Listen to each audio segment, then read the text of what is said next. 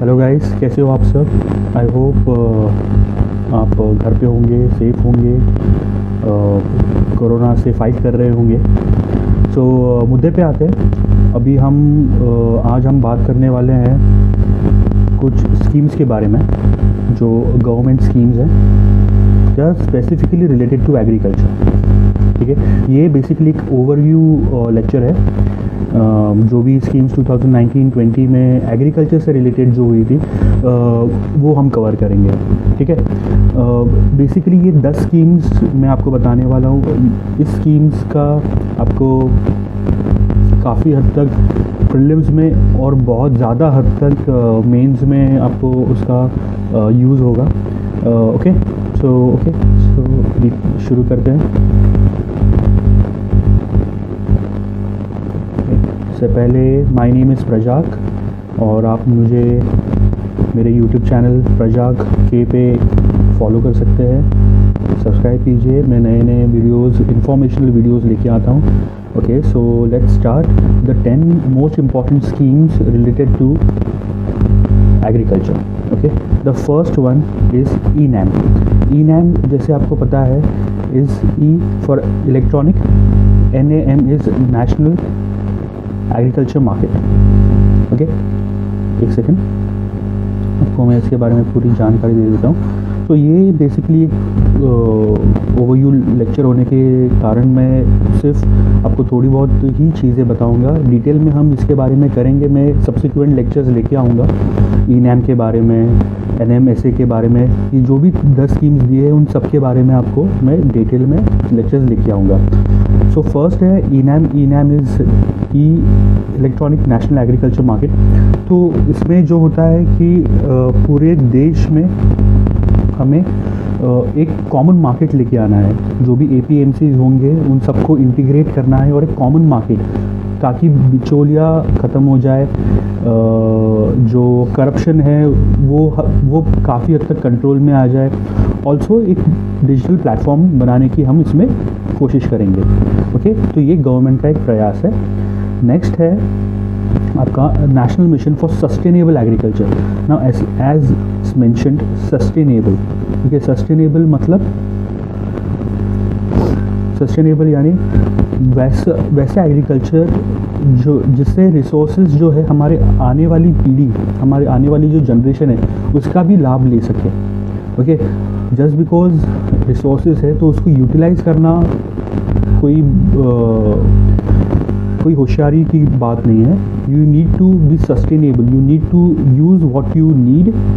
Okay, optimal resources use करना, और उसके लिए और जो बचेगा या फिर वो इस तरीके से यूज़ करना ताकि जो आने वाली जनरेशन है हम उसका भी ख्याल रखें। ओके, सो ये ओवरव्यू है। नेक्स्ट इज़ प्रधानमंत्री कृषि सिंचाई योजना। सो एज इट्स मेंशन, सिंचाई यानी it is related to irrigation. Okay, तो जो भी है वो स्कीम्स हम डिटेल में बाद में देखेंगे। द नेक्स्ट इज़ परंपरागत कृषि विकास योजना। देखिए, जो भी स्कीम्स है ना, जो भी नाम्स है ना, उसमें ही उसका अर्थ काफ़ी हद तक, एटलीस्ट 50-60% अगर आप ध्यान से इन स्कीम्स के बारे में सिर्फ नाम भी पढ़ेंगे ना, आपको मालूम पड़ जाएगा। अभी यहाँ पे दिया है परंपरागत कृषि। परंपरागत मतलब जो ट्रेडिशनल वे से होते आ रहे हैं। अभी ट्रेडिशनल वे में हम पहले से तो फर्टिलाइजर्स, पेस्टिसाइड्स, इंसेक्टिसाइड्स तो नहीं यूज़ कर रहे थे ना, हम ऑर्गेनिक तरीके से फार्मिंग करते थे। सो परंपरागत कृषि Vikas Yojana PKVY is related to organic farming. Okay, the next is Pradhan Mantri Fasal Bima Yojana. Again Fasal Bima, crop insurance. Okay, next is Gram Bhandaran Yojana. तो ग्राम भंडारण योजना जो है, मैं आपको अगर बताऊं इसके बारे में, तो ये स्टोरेज कैपेसिटी, जो भंडारा, ये आपको कुछ थोड़ा बहुत उससे रिलेट कर सकते हैं। सो स्टोरेज फैसिलिटी डेवलप करनी ज़रूरी है रूरल एरियाज़ में, क्योंकि रूरल एरियाज़ में ही मोस्टली क्या ऑलमोस्ट 99.99% फार्मिंग होती है। तो ये उसके बारे में है। देन लाइफ स्टॉक इंश्योरेंस योजना। अभी फार्मिंग डज नॉट मीन कि सिर्फ हम खेतों की बात करें, क्रॉप्स की बात करें। फार्मिंग मीन्स कि हम उससे रिलेटेड जो भी हैं वो भी बात करें, जैसे कि लाइफ स्टॉक मतलब जो भी हमारे गाय भैंस बकरी, उनके लिए जो खाना लगेगा, उनका हेल्थ, उनका इंश्योरेंस, ये हम लाइफ स्टॉक इंश्योरेंस में देखेंगे।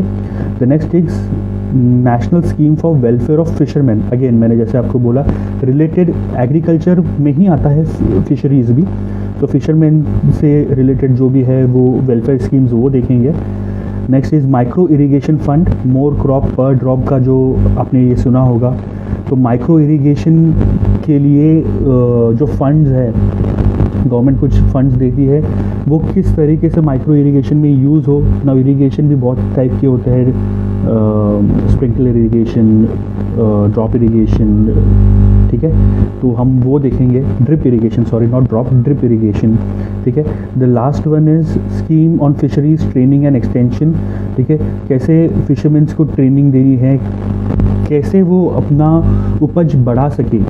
ओके, जो हम बोलते हैं artificial fishing, artificial farming, fisheries से रिलेटेड वो हम देखेंगे। ओके, नेक्स्ट, तो ये बेसिकली ये 10 स्कीम्स जो बहुत ही इंपॉर्टेंट स्कीम्स है ये हम देखेंगे।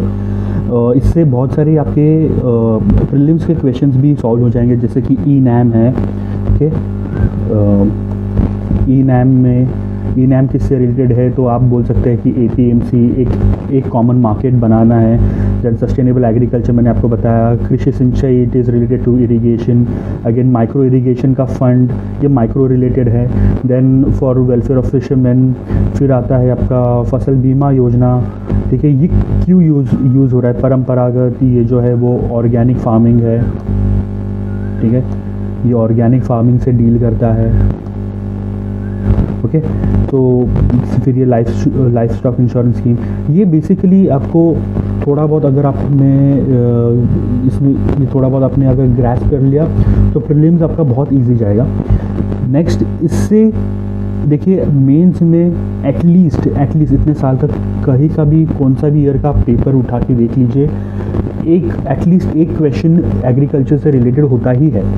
ओके, तो अगर आप इसमें से बहुत सारी चीज़ें जो भी रिलेवेंट आपको लगे अकॉर्डिंग टू द क्वेश्चन वो आप डाल सके, तो देखिए सिर्फ इन वीडियोस को देख के ही आपका एटलीस्ट एक क्वेश्चन मेंस में 100% हो जाएगा, जो 10 या 15 मार्क्स का होता है। देखिए, ठीक है। नेक्स्ट, सो ये हम करने वाले हैं डिटेल में। So okay guys, this was my lecture, ये ओवरव्यू लेक्चर था। Thank you so much. Be happy, stay motivated. God bless you all. Thank you. Bye bye.